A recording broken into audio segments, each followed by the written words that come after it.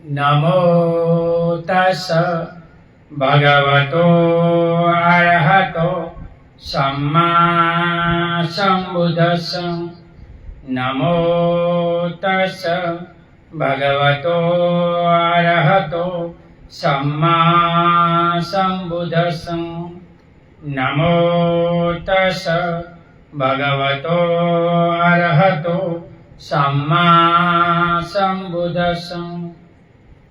बुद्धं शरणं गच्छामि, धम्मं शरणं गच्छामि, संघं शरणं गच्छामि।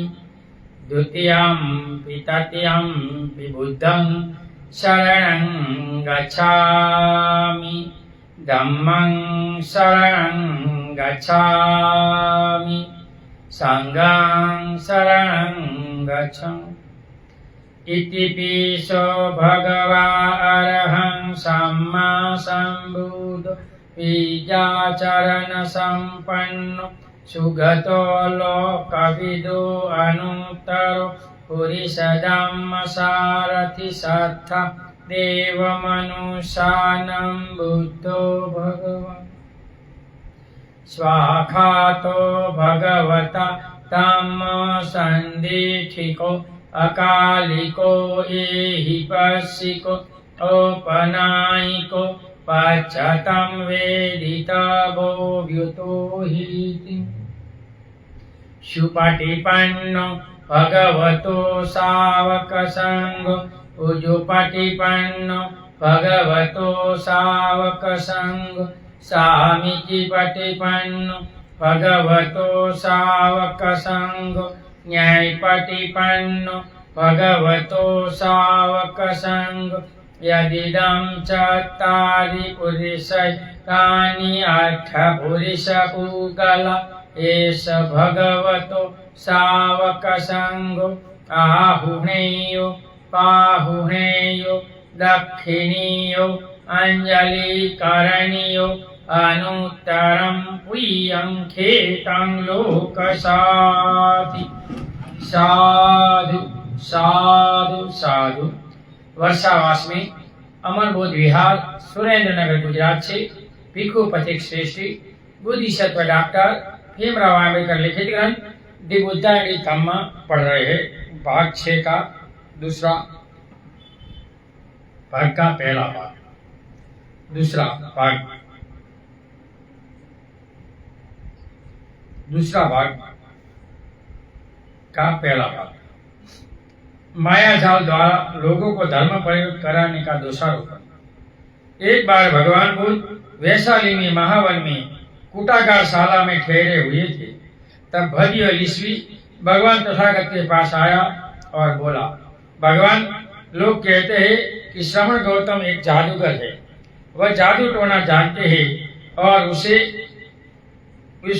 दूसरे मतों के अनुयायी का मत बदल देते। जो ऐसा कहते हैं उनका कहना है कि हम किसी भी तरह कोई अन्य था बात नहीं कहना चाहते। भगवान, हम लीचवी गण के लोग इस तरह के आरोप में विश्वास नहीं करते, लेकिन हम जानना चाहेंगे कि भगवान का स्वयं इस विषय में क्या कहना है। पद्य सुनो। किसी बात को इसलिए मत मानो कि लोग कहते हैं, किसी बात को इसलिए मत मानो कि यह परंपरा से चली आई है, किसी बात को इसलिए मत मानो कि यह सुनी सुनाई है, किसी बात को इसलिए मत मानो कि वह धर्म ग्रंथों में लिखी हुई है, किसी बात को केवल इसलिए मत मानो कि यह तर्क शास्त्र के अनुसार है, किसी बात को केवल इसलिए मत मानो कि ऊपरी तौर पर वह मान्य प्रतीत होती है, किसी बात को इसलिए मत मानो कि यह अनुकूल दृष्टि की है, किसी बात को इसलिए मत मानो कि वह किसी ऐसे आदरणीय व्यक्ति ने कही हुई है जिसके बारे में तुम सोचते हो कि बात माननी ही चाहिए। लेकिन भदिया, यदि तुम अपने ये अनुभव से यह जान लो कि अमुक कर्म पाप कर्म है या अमुक कर्म अकुशल कर्म है या अमुक कर्म विघ्न कर्म पुरुषों द्वारा निंदित है और अमुक कर्म हानिकर है, तो भदिया ऐसे कर्म को तुम त्याग दो। जब वहाँ तक तुम्हारे प्रश्न का संबंध है। मैं तुम्हें पूछता हूँ कि जो लोग मुझ पर जादूगर होने का आरोप लगाते हैं, क्या वे महत्वाकांक्षी लोग नहीं हैं? भद्य बोला, भगवान वे है। जो भद्य ऐसा आदमी जो महत्वाकांक्षी हो और लोगों के वशीभूत हो जाता हो, क्या यह उन लोगों के विरुद्ध इन्हें नहीं समझना कि वह किसी महत्वाकांक्षी के पद के बाधक है? झूठे आरोप लगाने के लिए दूसरों को प्रेरित नहीं करता। भद्य बोला, हाँ भगवान वैसा ही है। तो भद्य, मैं तो इतना ही कहता हूँ, मैं कहता हूँ कि आओ, लोभ युक्त विचारों से वशीभूत मत हो। यदि तुम उन पर काबू रखोगे तो तुम मन वचन कर्म से कोई ऐसा कर्म न करोगे जिनके मूल में लोभ हो, द्वेष हो, अज्ञानता हो और वशीभूत मत हो। इसलिए भद्य, जो श्रमण ब्राह्मण मुझ पर यह आरोप लगाते हैं कि श्रमण गौतम जादूगर है, यह जादू टोना जानते हैं और दूसरे के मतों में अनुया को बदल देता है, वे झूठ है और वो मूसावाद है। मैं ऐसा कभी कुछ नहीं करता। भगवान, आपका यह जादू बड़े भाग्य की बात है, आपका यह जादू बड़े सौभाग्य की बात है। भगवान, क्या अच्छा हो कि मेरे सभी सगे संबंधियों पर आपका जादू चल जाए। नीचे से यह उनके हित और सुख के लिए होगा। भगवान, यदि सभी क्षत्रिय, ब्राह्मण, वैश्य और शूद्र इसी जादू के वशीभूत हो जाए तो नीचे से यह उनके हित और सुख के लिए होगा। इसमें कोई संदेह नहीं है भद्य। यह बात निश्चित है भद्य कि यदि इस जादू के वशीभूत होकर सभी अकुशल कर्मों का त्याग कर दे तो संसार हित और सुख के लिए अच्छा होगा, बड़ा होगा और महानता होगा। दूसरा, समाज पर व्यक्त भार होने का दोषारोपण। भगवान बुद्ध पर यह भी दोषारोपण लगाया गया था कि वह समाज पर भार स्वरूप है और काम करके अपनी जीविका नहीं कमाते। भगवान पर आरोप तो उनका उत्तर यहाँ दिया है। एक बार भगवान मगध देश के जनपद के दक्षिण गिरि प्रदेश में एक नारा नाम के ब्राह्मण गांव में रहते थे। उसी समय भगवान तथागत चिवर पैंट तथा पात्र हाथ में लिए वहां पहुंचे जहां ब्राह्मण अपना काम कराने में लगा था और जहां थोड़ी ही देर पहले भोजन लाया गया था। वहां पहुंचकर भगवान एक बार खड़े हो गए। भिक्षा के निमित्त तथागत को यहाँ खड़े देखकर ब्राह्मण बोला, मैं हल जोतता हूँ, बीज बोता हूँ, तब खाता हूँ। तुम्हें भी हल जोतना चाहिए, बीज बोना चाहिए, तब खाना चाहिए। ब्राह्मण, मैं भी जोत बोत कर ही खाता हूँ। मैं नहीं श्रमण गौतम का चूहा देखता हूँ, न हल देखता हूँ, न हल की फाल देखता हूँ, न बैलों को हाँकने की पैनी देखता हूँ, न बैलों की जोड़ी देखता हूँ। तब आपका कहना है कि आप जोत कर बोकर खा रहे हैं, आप कृषक होने का दावा करते हैं। मैं कहे, किंतु हम अपने पास कृषि का एक भी सामान नहीं देखते। हम अपने कृषि संबंध में समझाए कि आप कैसे कृषक है, हमें उनके बारे में सुनना चाहते हैं। मेरे पास श्रद्धा का बीज है, तपस्या रूपी वर्षा है, प्रज्ञा रूपी जोत है, प्रज्ञा रूपी जोत और हल है, पाप भीरुता का दंड है, विचार रूपी हल की फाल है, खैनी है, वचन और कर्म सहित रहता हूँ तथा भोजन की उचित मात्रा का ज्ञान है। अपनी खेती को बेकार घास से मुक्त रखता हूँ और आनंद की फसल काट लेने तक प्रयत्नशील रहने वाला हूँ। अप्रमाद मेरा बैल है और बाधाएं देखकर भी पीछे मुंह नहीं मोड़ता। वह मुझे सीधा शांति तक ले जाता है, उस शांति स्रोत तक जहाँ दुख का लवलेश नहीं है। इसी प्रकार मैं अमृत की खेती करता हूँ। जो कोई मेरी तरह की खेती करता है उनसे दुखों का अंत होता है, इनके दुख दूर हो जाते हैं। ऐसा कहने पर ब्राह्मण ने खीर भरी कांसे की थाली भगवान बुद्ध को समर्पित करना चाहिए। बोला, श्रमण गौतम इसे ग्रहण करे। निस्संदेह आप भी कृषक ही है क्योंकि आप अमृत की खेती करते हैं। भगवान तथागत का गाथा उपदेश कहने जो प्राप्य है, यह मेरे लिए अखाद्य है। बुद्धिमान इनका समर्थन नहीं करते। तथागतों को यह सर्वथा अस्वीकृत है। जब तक यह धम विद्यमान है तब तक यह प्रथा बनी रहेगी। दूसरे श्रमण जो संयत है, जो शांत है, जिनका समय का आचरण है, जो निर्देश है, ऐसे जो पुण्य क्षेत्र में तुम इसे को यह दे।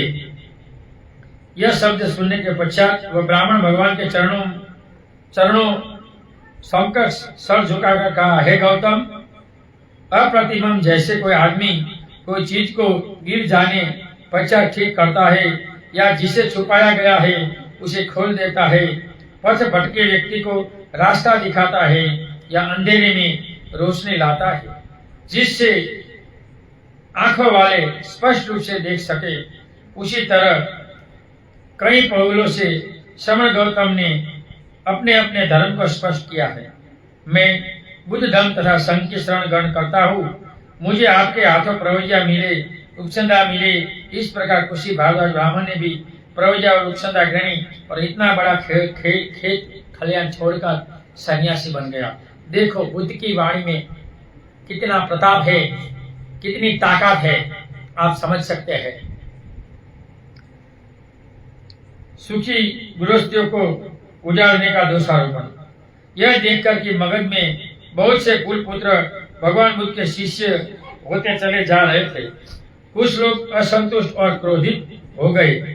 कहने लगे, श्रमण गौतम माता पिता को संतान विहीन बना रहा है, श्रमण गौतम स्त्रियों को विधवा बना रहा है, श्रमण गौतम कुलों को उजाड़ रहा है। लेकिन उस साल शिक्षण कम था, धम लोग ज्यादा थे, तो ऐसे बताया जाता है कि सम्राट अशोक काल में 10 करोड़ की आबादी में 10 लाख भिक्षु थे। बताओ, हर 5 व्यक्ति में एक भिक्षु था, तो भी देश में कोई प्रॉब्लम नहीं हुआ। लेकिन यहाँ पूरे सूर्यनगर में 1 है, गुजरात में 2, तो भी नहीं पले जाते किसी से, ऐसे बोल दिया रहते हैं। और बुद्ध काल में 5 व्यक्ति में भिक्षु था, बताओ, तो भी इसको भिक्षा मिलती थी। उसने 1000 जटिलों को निश्चित किया है। उसे संजय के अनुयायी इन 250 प्रवाजकों को दीक्षित किया है और मगध के यह बहुत से कुल पुत्र श्रवण गौतम की अधीनता में पवित्र जीवन व्यतीत कर रहे हैं।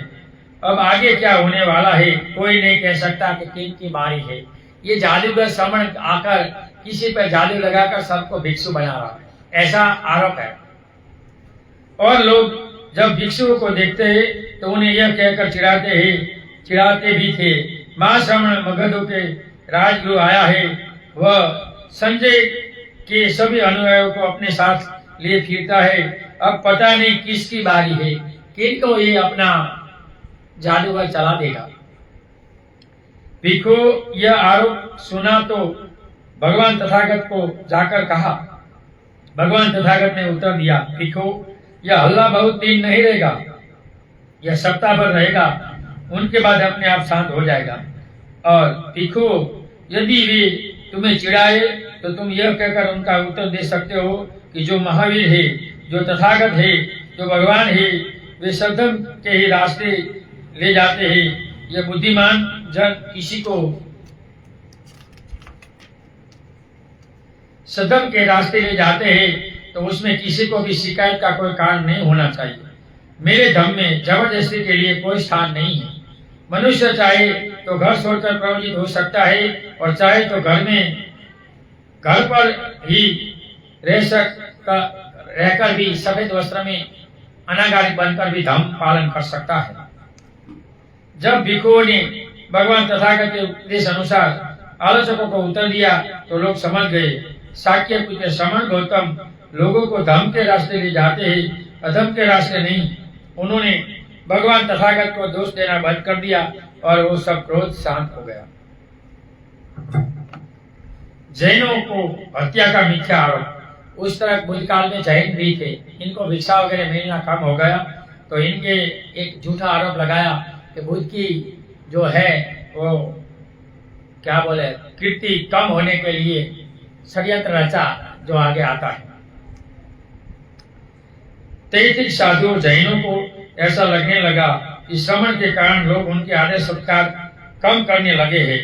इतना ही नहीं, यह भी नहीं जानते कि वे है भी या नहीं। हम देखें कि किसी षड्यंत्र की मदद से हम जनता में उनका प्रभाव घटा सकते हैं या नहीं। शायद सुंदरी की सहायता से हम ऐसा कर सकेंगे। तैथिक सोचने लगे।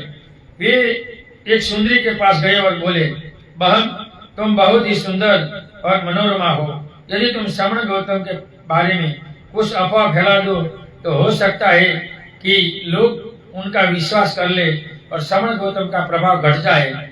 सुंदरी प्रतिदिन शाम में फूलों की मालाएं तथा नाना प्रकार की सुगंधियां लेकर जेतवन की ओर जाने लगी। जेतवन से लौटने वाले लोग पूछते, सुंदरी कहाँ जा रही है?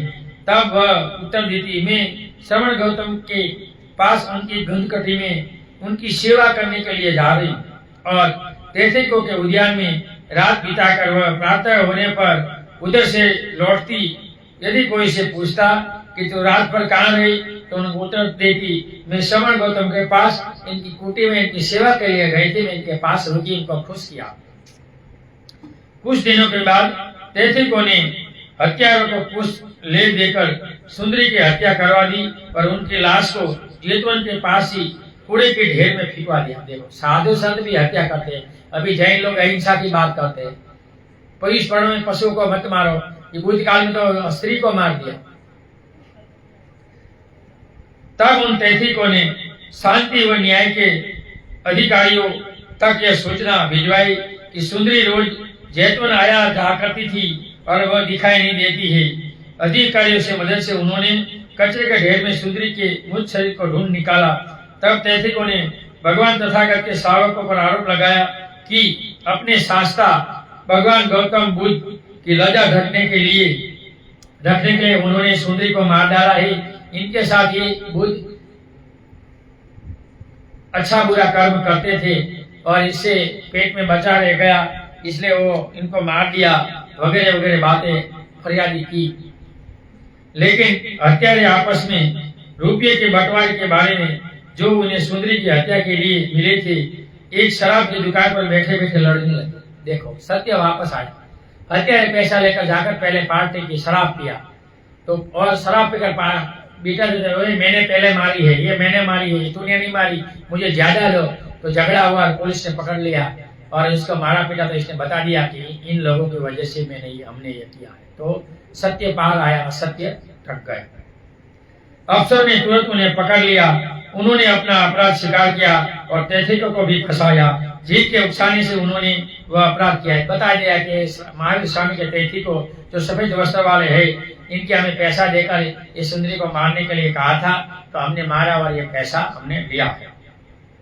इसी प्रकार तैथिकों का रासा प्रभाव चला गया और इनको लोग भिक्षा देना भी बंद कर दिया और इनकी कीमत चली गई। 5वां, जैनों को अनित्य का मिथ्यारोपण। ये दूसरा होगा, ये दूसरा आरोप आता है। देखते क्या है। सूर्योदय के साथ ही जैसे जुगनू अस्त हो जाते हैं, वही दशा तैथिकों की हुई। लोगों ने उनको भेंट पूजा भी देना बंद कर दी और उनका आदर सत्कार भी करना बंद कर दिया। वह चोर रस्ताओं पर खड़े होकर चिल्लाने लगे, यदि श्रमण गौतम सम्यक दृष्टि ज्ञाता है तो हम भी है। यदि श्रमण गौतम को दान देने से पुण्य लाभ होता है तो हमें भी दान देने से पुण्य लाभ होता है, इसलिए हमारी भेंट करो, हमारी पूजा करो। लोगों ने उनकी ओर ध्यान नहीं दिया। तब उन्होंने छिपकर एक षड्यंत्र रचने की सोची, जिनसे लोगों के नजर में भिक्षु संघ को गिराया जा सके। उस समय श्रावस्ती में चिंचा नाम के एक ब्राह्मणी परिवाजिका रहती थी। परिवाजिका यानी साधु, वो भी सफेद वस्त्र पहनकर अकेले एक आश्रम बनाकर रहती थी। उनका रूप रंग अत्यंत आकर्षक था। उनकी भाव भंगिमा मन को लोभित करने वाली थी। वो देव कन्या जैसी थी, विष कन्या। षड्यंत्रकारियों ने एक दुष्ट ने परामर्श किया कि चिंचा की सहायता से भगवान बुद्ध के बारे में अफवाह फैलाना और उनका लाभ यश घटाना आसान होगा। शेष लोग सहमत हो गए। एक दिन चिंचा तैथिकों के उद्यान में आई और अभिवादन कर पास बैठ गई, लेकिन किसी ने उससे बातचीत नहीं की। इस पर चकित होकर वह बोली, मैंने आपका कुछ अपराध नहीं किया। मैंने आपको 3 बार अभिवादन किया और आप मुझे एक शब्द नहीं बोलते, मेरा क्या अपराध है, आप कुछ हमें बताओ। मैं तो आपसे आदर करने आई हूँ और एक महिला का आप आदर नहीं करते। तैती को बोले, बहन क्या तू इतना भी नहीं जानती कि श्रवण गौतम की जनप्रियता हमारे लाभ सत्कार में बड़ी बाधक हो रही है। मैं नहीं जानती, क्या मैं इस विषय में कुछ कर सकती हूँ? मैं ये कुछ नहीं जानती हूँ, लेकिन आपको क्या करना है बताओ। मेरी कोई इच्छा है, आप मेरे से कोई काम करवाना चाहते हो तो बोलो। तो जो जैन के तैखक थे सफेद वस्त्र वाले, वो बोले, बहन यदि तुम हमारा कुछ भला करना चाहती हो, अपने प्रयास से श्रवण गौतम के बारे में अफवाह फैला दे, जिससे वह जनप्रिय न रहे। बहुत अच्छा, इस विषय में आप मुझ पर निर्भर रहे। वह कहकर वह वहां से चली गई। स्त्री चरित्र दिखाने में चिंचा पारंगत थी। जब लोग जेतवन से भगवान बुद्ध के प्रवचन सुनकर लौटने वाले होते तो रक्तावना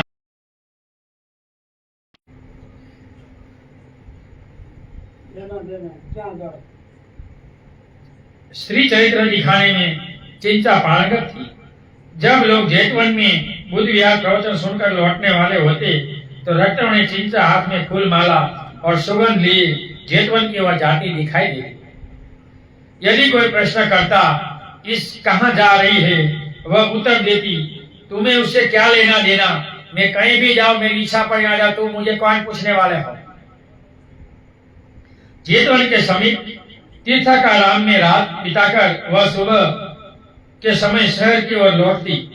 जब शहर के लोग भगवान बुद्ध के दर्शनार्थे जेतवन की ओर जाते होते, यदि कोई उसे पूछता रात कहाँ बिताई, वह उत्तर देती, तुम्हें इससे क्या लेना देना, मैंने जेतवन में श्रवण गौतम के साथ उनकी गंगकटी में रात बिताई और मजा किया, तुझे क्या करना है तो मैं तेरे पास आऊं। किसी किसी के मन में कुछ शंका पैदा हो जाती। 4 महीने बीतने पर उसने अपने पेट की गिद्ध पर पुराने चिथड़े लपेटकर उसे ऊंचा कर लिया और कहना आरंभ कर दिया, श्रवण गौतम ने उसे गर्भ ठहरा है। ये मेरे पेट में श्रवण गौतम का बच्चा है, मैं इनके साथ रहने जाते थे, इसने मेरे साथ भोग किया है। दूसरे भिक्षु और लोगों को, राजा को बताती थी कि जिसके इनकी आबरू चली जाए।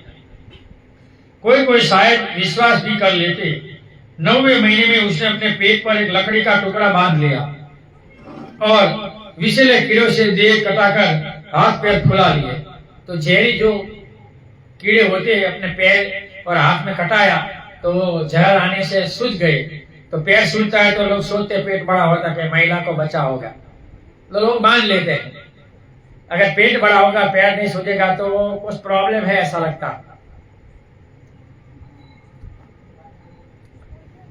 जिस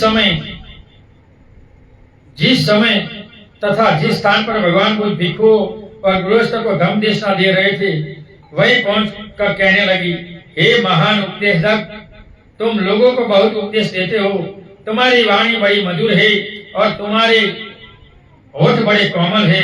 तुम्हारे सत्संग से मुझे गर्भ ठहर गया है और मेरा समय नजदीक आ गया है। किसी राजा महाराज ने कहकर मेरी सुहावट का कुछ करो। तुमने मेरी प्रस्तुति की कोई व्यवस्था नहीं कर सकते तो अपने शिष्यों में से किसी को, चाहे कौशल राजा नरेश को, चाहे अनाथ पीड़क को अथवा चाहे विशाखा को कहकर उनकी व्यवस्था क्यों नहीं कराते। तुम मेरे साथ सोते हो लेकिन ये बच्चे की तुम व्यवस्था नहीं करते हो। कैसे तुम है पिता हो।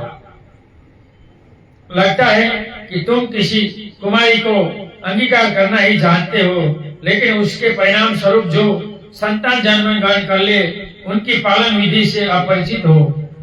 उपस्थित जनता मुख बैठी रही। भगवान बुद्ध ने अपनी देशना बीच में रोककर बड़ी गंभीरता से उत्तर दिया, बहन, तूने जो कहा है उससे सत्य का ज्ञान केवल मुझे और तुम्हें ही है। चींचा और जोर से खांसती हुई बोली, हाँ हाँ हाँ, ऐसे बात का ज्ञान हम दोनों को ही हो सकता है।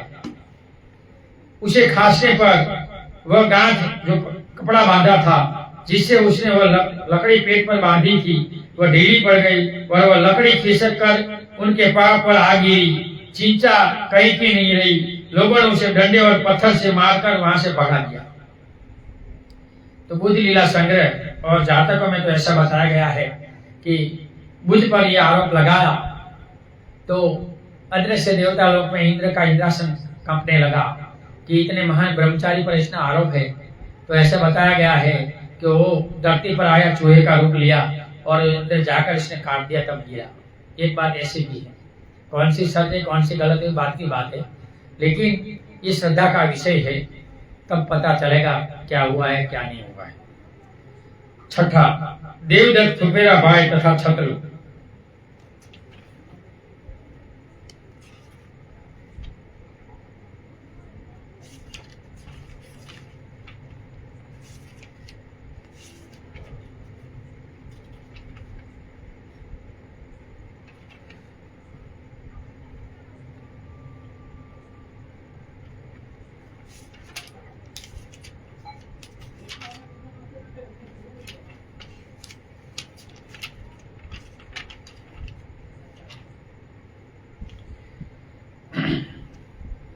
हमारा समय भी हो गया लगता है, कल पढ़ेंगे, कल ये पूरा कर देंगे।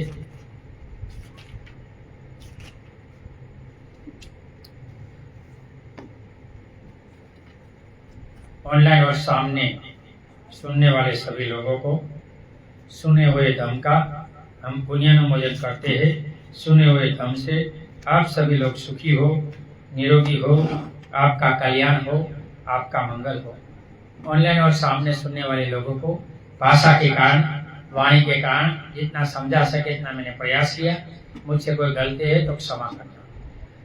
नथी में शरणम अयम बुद्धो में शरणम वरम एतेन सच्चवचेनं होतुमि जय मंगलम।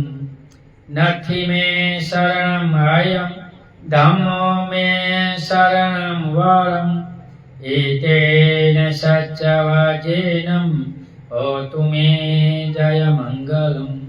नथि में शरणं अयं संघो में शरणं वरम एतेन सच्चवचेनं होतु मे जय मंगलम। नमो बुद्धाय, नमो धम्माय, नमो संघाय। साधु साधु साधु। सबका मंगल हो, सबका कल्याण हो, सब सुखी हो, सब सुखी हो, सब